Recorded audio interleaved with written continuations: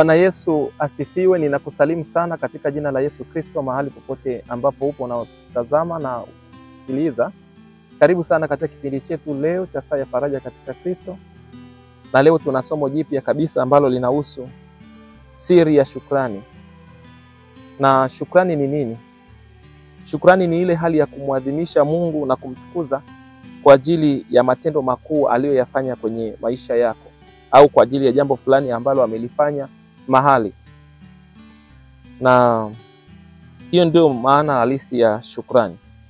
Na katika Biblia Mungu anapendezwa sana na shukrani. Anapendezwa sana na shukrani. Kitabu kile cha Zaburi ya 50 mstari wa 23 kinaeleza kwamba atoaye dhabihu za kushukuru ndiye anayenitukuza. Kwa hiyo jifunze sana kuwa na moyo wa shukrani katika kila anachokifanya Mungu kwenye maisha yako. Lakini shukrani ni agizo la Mungu ili kudumisha kumbukizi ya matendo yake. Tunashukuru kwa sababu ni agizo la Mungu kudumisha kumbukizi ya matendo yake makuu aliyoyatenda kwenye maisha yetu. Soma katika ile Zaburi ya 78 mstari ule wa kwanza mpaka wa 6. Utaona neno ambalo liko pale litakalokusaidia kufahamu kwa nini watu wanashukuru. Sikote unaenda kanisani kumshukuru Mungu. Anasema katika ile Zaburi ya 78 mstari wa kwanza mpaka wa 8, enyi watu wangu sikilizeni sheria yangu, tegeni masikio yenu kwa maneno ya kinywa changu. Nami nitafunua kinywa changu kwa mithali niyatamke mafumbo ya kale, mambo tuliyoyasikia na kuyafahamu, ambao baba zetu walituambia. Hayo hatukuwaficha wana wenu, huku tukiwaambia kizazi kingine sifa za Bwana na nguvu zake na mambo yake ya ajabu aliyoyafanya.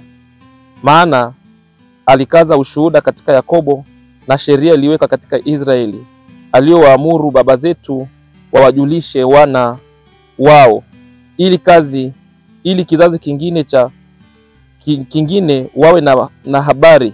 Ndio hao wana watakaozaliwa wasimame na kuambia wana wao, wamwekee Mungu tumaini lao, wala wasiyasahau matendo ya Mungu, bali wazishike amri zake.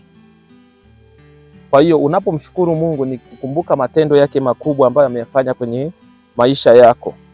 Kwa hiyo jifunze kumshukuru Mungu katika kila hatua. Na tukitambua kwamba amesema shukuruni kwa kila jambo, sio katika mema tu, hata katika mabaya tujifunze kuwa na moyo wa shukrani. Kile kitabu cha Wasalonike wa kwanza sura ya 5 ameeleza vizuri kuanzia ule mstari wa 23. Ameeleza vizuri kwamba shukuruni kwa kila jambo. Shukuruni kwa kila jambo, maana hayo yote ni mapenzi ya Mungu kwenu. Na kwenye kitabu cha Wasalonike wa kwanza sura ile ya 5 mstari ule wa 18 nasema shukuruni kwa kila jambo, maana hayo ni mapenzi ya Mungu kwenu katika Kristo Yesu. Kwa hiyo tunapomshukuru Mungu kuna mapenzi ya Mungu yanatendeka katika maisha yetu. Tujifunze kumshukuru Mungu, tuwe watu wa kushukuru, tuwe watu wa kulitukuza jina lake, tuwe watu wa kujua kabisa kwamba hapa nilipofika sio kwa akili zangu wala kwa nguvu zangu, ni kwa mkono wa Mungu. Kwa hiyo pia tunashukuru ili kutimiza agizo la Mungu. Hiyo ndio maana ya halisi ya pili. Na ukisoma Zaburi ya 50 mstari wa 23 anasema atoaye dhabihu za kushukuru ndiye anayenitukuza. Kwa hiyo tunashukuru ili kumtukuza Mungu na kumwadhimisha. Kwa kuzitambua kazi zake, tunashukuru pia kwa kuzitambua kazi za Mungu anazozifanya kwetu na kwa watu wanaotuzunguka na juu ya kanisa lake.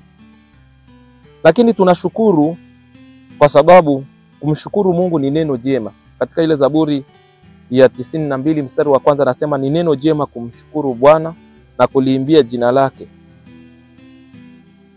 Kwa hiyo tunapomshukuru Mungu na kuliimbia jina lake, sawa. Kwa hiyo tunamshukuru Mungu kwa sababu ni neno jema katika kumshukuru Bwana.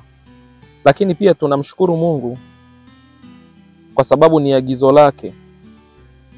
Neno la Mungu kwenye kile kitabu cha Warumi sura ya kwanza mstari wa 21 linaeleza kwamba tusipomshukuru Mungu watu wanaanza kupotea na kumsahau Mungu.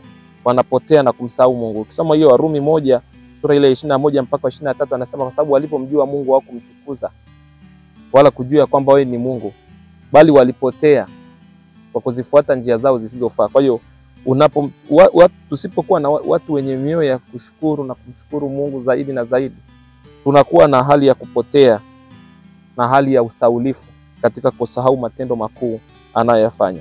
Kumtukuza Mungu ni pamoja na kumshukuru pia.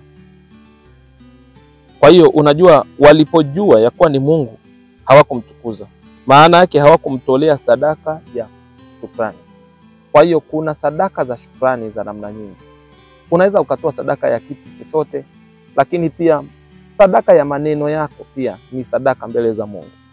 Unapojua kabisa hapa kwa kweli sio nguvu zangu, ni Mungu. Na kwa kweli hata niseme kwenye kipindi hichi, hata hapa tulipo sio kwa akili zangu wala kwa nguvu zangu, ni Mungu. Kwa hiyo hata mimi namshukuru Mungu sana kwa jinsi ambavyo ametusaidia na ametutetea hata sasa. Lakini shukrani ni tabia ambayo Mungu anataka tuwe nayo kama watoto wake. Ukisoma kile kitabu cha Wakolosai sura ya 1 mstari wa 15, Wakolosai sura ya 1 mstari wa 15, utaweza kuona kitu ambacho Mungu anasema kwamba tunaposhukuru katika ile neno la Wakolosai, kile kitabu cha Wakolosai sura ya 1 mstari wa 15, imeeleza zaidi kwamba naye ni mfano wa Mungu asiyeonekana, mzaliwa wa kwanza wa viumbe vyote. Kwa kuwa katika yeye vitu vyote viliumbwa, vilivyo mbinguni na vilivyo juu ya nchi, vinavyoonekana na visivyoonekana, ikiwa ni viti vya enzi au usultani au enzi au mamlaka ya vitu vyote, viliumbwa kwa njia yake na kwa ajili yake.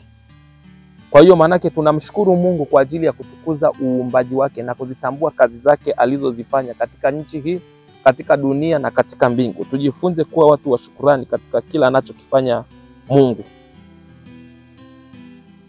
Kwa tunapomshukuru Mungu, jambo lingine ni kwamba tunapomshukuru Mungu, maana yake Mungu yupo na anahusika na maisha yetu.